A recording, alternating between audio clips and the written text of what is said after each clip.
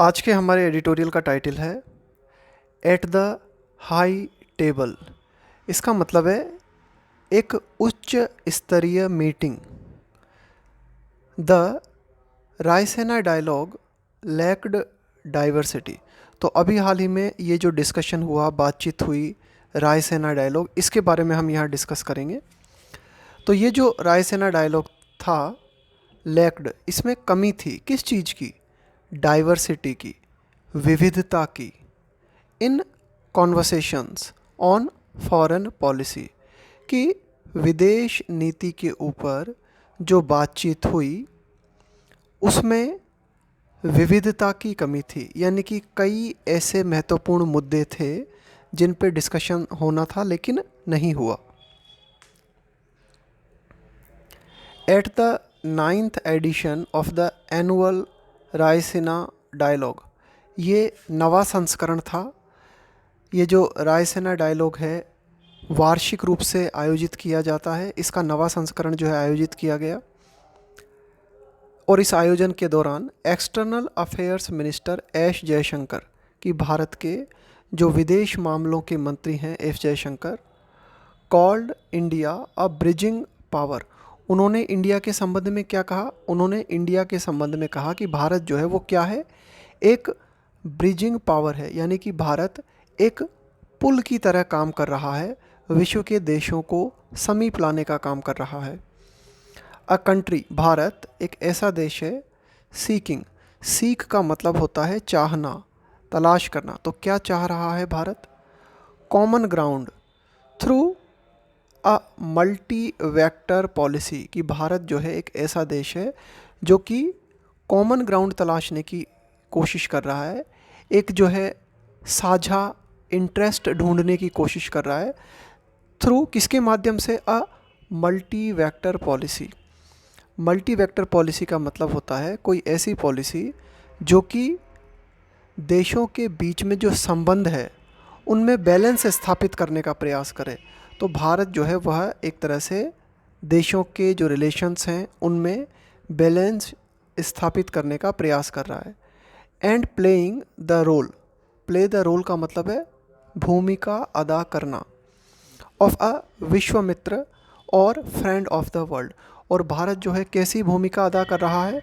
विश्वमित्र की, या फिर आप कह सकते हो कि भारत जो है पूरे संसार का दोस्त के रूप में अपनी भूमिका निभा रहा है। Such lofty ambitions are why the conference aims to engage global leaders.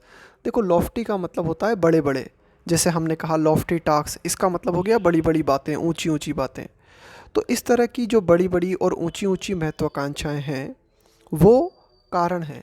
Y का हम प्रयोग करते हैं रीज़न को बताने के लिए, कोई एक्सप्लेनेशन देने के लिए, कि क्यों इस तरह की जो कॉन्फ्रेंस होती हैं, जो मीटिंग होती हैं, उनका उद्देश्य होता है टू एंगेज, का मतलब है शामिल करना, global leaders on the big issues and challenges in the world, कि संसार भर में जो भी चुनौतियां हैं या जो बड़े बड़े मुद्दे हैं उनको लेकर जो वैश्विक नेता हैं उन्हें शामिल किया जा सके, है ना, ये इसका उद्देश्य होता है। Launched by the ministry of external affairs. अब देखो, इस मीटिंग के संबंध में कहा गया है, इस कॉन्फ्रेंस के संबंध में कहा गया है, जिसको लॉन्च किसके द्वारा किया गया? मिनिस्ट्री ऑफ एक्सटर्नल अफेयर्स, है ना, एक्सटर्नल अफेयर्स जो मंत्रालय है उसके द्वारा इसे लॉन्च किया गया। Greek prime minister Kyriakos Mitsotakis who inaugurated the event. Inaugurate का मतलब है उद्घाटन करना। तो ग्रीक प्राइम मिनिस्टर मिट्सोटाकिस ने इस पूरे इवेंट का उद्घाटन किया, स्पोक। और ये जो ग्रीक प्राइम मिनिस्टर थे ये बोले अबाउट, किस बारे में? The importance of connectivity project. वो किस बारे में बोले? महत्व के बारे में। किसके महत्व के बारे में? ऑफ कनेक्टिविटी प्रोजेक्ट्स, कि जो कनेक्टिविटी से जुड़ी हुई परियोजनाएं हैं, ऐसी परियोजनाएं जो विभिन्न देशों को जोड़ने का काम कर रही हैं, जैसे कि the India middle east Europe economic corridor, कि भाई जैसे भारत और जो पूर्वी देश हैं और यूरोपीय देश हैं, है ना, इनको जोड़ने वाला जो इकोनॉमिक कॉरिडोर है, तो ये अगर जुड़ते हैं, कनेक्टिविटी बढ़ती है, तो इनका महत्व बहुत अधिक है। इस बारे में जो है ग्रीक प्राइम मिनिस्टर ने कहा।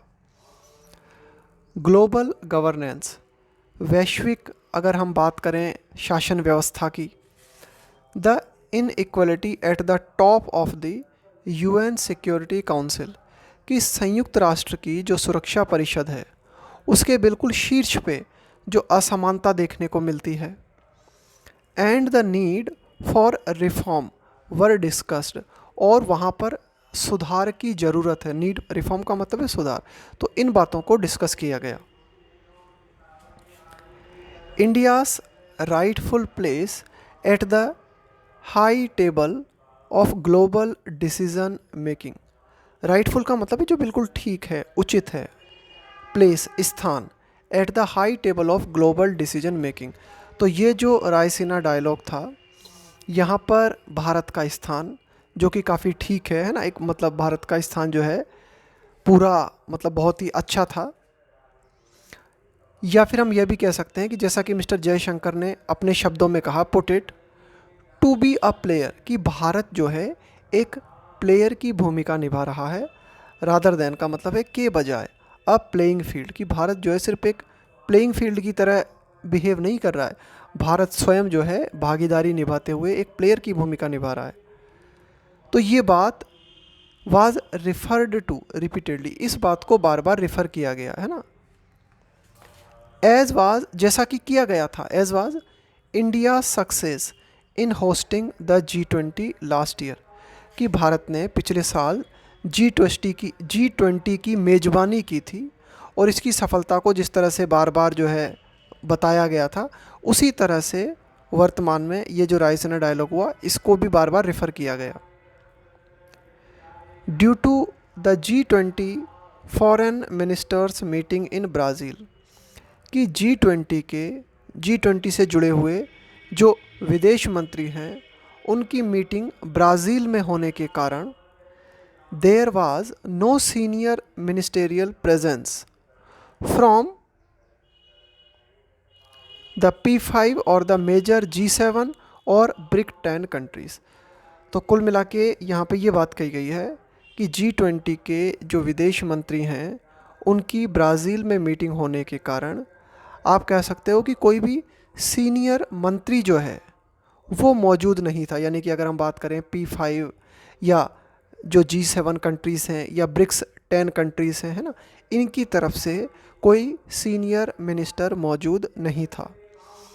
हाउएवर, हालांकि the large ministerial contingent, contingent का मतलब होता है ग्रुप, समूह, from central and eastern Europe, हालांकि आप कह सकते हो कि सेंट्रल और ईस्टर्न यूरोप से अच्छी खासी मात्रा में जो है मिनिस्टर लेवल के लोग मौजूद थे, which included all ministers of the Baltic Nordic forum, forum का मतलब होता है मंच, यानी कि जो बाल्टिक क्षेत्र है, नॉर्डिक क्षेत्र है, यहाँ से जुड़े हुए जो मंत्री थे वे मौजूद थे। इनेबल्ड, और इन लोगों की मौजूदगी ने सक्षम बनाया किस चीज़ को, a new diplomatic outreach, outreach का मतलब होता है पहुँच, डिप्लोमेटिक कूटनीतिक, for the government that is seeking, कि भारत सरकार के लिए एक कूटनीतिक पहुँच जो है वो आसान हुई। भारत सरकार जो कि चाह रही है, क्या चाह रही है, trade agreements and investment ties, की व्यापारिक समझौते हों, निवेश से संबंधित संबंध जो हैं वो और बढ़ें with this part of Europe, कि बाल्टिक नॉर्डिक जो पार्ट है यूरोप का उसके साथ भारत के व्यापारिक संबंध बढ़ें, इन्वेस्टमेंट जो है और बड़े भारत में, है ना, तो इसको बढ़ाने के लिए भारत ने जो है प्रयास किया। दैट इज़, और ये जो संबंध की हम बात कर रहे हैं यहाँ पे कि ट्रेड एग्रीमेंट्स और investment ties, that is often overlooked, overlook का मतलब होता है नज़रअंदाज करना, बट कॉम्पिटिटिव, यानी कि अगर हम बात करें कि ये जो यूरोप का हिस्सा है इसे अक्सर नज़रअंदाज किया जाता है, लेकिन ये काफ़ी ज़्यादा कॉम्पिटिटिव है, आर्थिक रूप से, economically.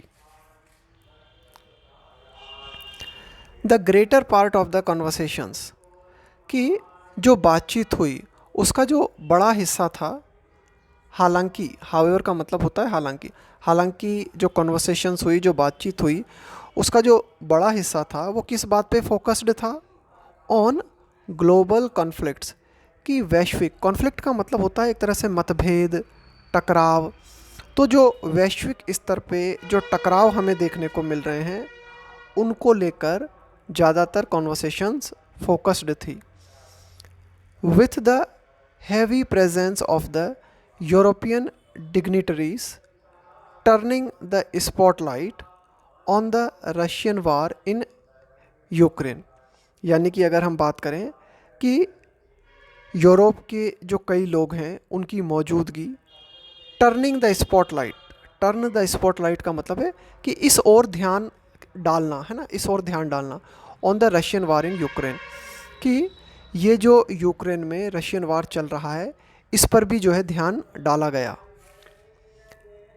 And panels on military and naval strategy, और पैनल का मतलब होता है एक्सपर्ट लोगों का समूह। Panels on military and naval strategy, concentrating, concentrate का मतलब ध्यान केंद्रित करना, on the need to handle an aggressive China, और इस बात पे भी डिस्कस किया गया कि भाई सैन्य नीति और नौसेना नीति जो है बनाई जाए जो कि कंसंट्रेट हो, फोकस्ड हो, किस चीज़ पे? इस ज़रूरत पे कि भाई कैसे हैंडल किया जाए, किसे? एन अग्रेसिव, अग्रेसिव का मतलब होता है बहुत ही ज़्यादा आक्रामक, कि जो आक्रामक चाइना है उसको किस तरह से हैंडल किया जाए, उसके लिए क्या मिलिट्री स्ट्रेटजी, क्या नेवल स्ट्रेटजी होना चाहिए, है ना, इस पर भी जो है कंसंट्रेशन किया गया। अनफॉर्चुनेटली, दुर्भाग्य से, दीज कॉन्वर्सेशंस, कि ये जो बातचीतें हुई, did not strive for, strive for का मतलब होता है कुछ पाने का प्रयास करना, बैलेंस, कि ये जो कॉन्वर्सेशंस थी did not strive for balance, इनमें संतुलन के लिए प्रयास नहीं किया गया। क्यों? एज, जैसा कि हम देखते हैं, neither Russia nor China was invited, कि देखो यहाँ पे हम बात कर रहे हैं रशियन वार जो चल रहा है यूक्रेन में उसके संबंध में, हम बात कर रहे हैं एग्रेसिव चाइना के संबंध में, लेकिन इस बातचीत में न तो रशिया को और न ही चाइना को इनवाइट किया गया, तो इसलिए कहा गया है कि भाई बैलेंस की कमी थी। There was minimal presence from South East Asia, Latin America and even South Asia, की बहुत ही कम मात्रा में मौजूदगी देखी गई। साउथ ईस्ट एशिया जो है ना, दक्षिण पूर्वी एशिया की अगर हम बात करें, लैटिन अमेरिका की हम बात करें, यहाँ तक कि जो दक्षिणी एशिया है उसमें भी नेपाल और भूटान तो मौजूद थे, लेकिन बाकी अन्य देश जो हैं उनकी मौजूदगी नहीं थी। A larger presence may have offered, देखो मे हैव और ऑफर्ड है ना, वर्ब की थर्ड फॉर्म, इसका मतलब है ऐसा हुआ होता। मोर वेरीगेटेड, वेरीगेटेड का मतलब है और ज़्यादा वैरायटी का होना, और ज़्यादा विविधता का होना। Positions and throw light on, throw light on का मतलब है प्रकाश डालना, कि अगर ज़्यादा मात्रा में विविधतापूर्ण मौजूदगी रही होती तो उसके माध्यम से प्रकाश पड़ता किन चीज़ों पर? On the pressures they face from these conflicts, है ना, यानी कि आप कह सकते हो throw light on the pressures they face from these conflicts, कि ये जो टकराव हमें देखने को मिल रहे हैं, है ना, वैश्विक स्तर पे, इन टकराव के कारण किन दबावों का सामना करना पड़ रहा है, ये बातें और ज़्यादा हाईलाइट होती। Panels on democracy understandably steered clear of, देखो स्टीयर क्लियर ऑफ इसका मतलब होता है दूर रहना, किसी पर्टिकुलर टॉपिक से बचना। तो पैनल्स यानी कि एक्सपर्ट लोगों का जो समूह था, जब डेमोक्रेसी के ऊपर बात आई, है ना, लोकतंत्र के ऊपर बात आई, अंडरस्टैंडेबली का मतलब होता है कि भाई ये समझ में आने लायक है। Of the vibrant debates, vibrant debate का मतलब है बहुत ही ज़बरदस्त वाद विवाद, with in India on the decline of freedom, कि भारत के भीतर बहुत ही ज़बरदस्त वाद विवाद हमें देखने को मिल रहा है किस संबंध में, on the decline of freedom, कि भाई भारत में स्वतंत्रताओं, विभिन्न तरह की स्वतंत्रताओं को लेकर कमी आ रही है।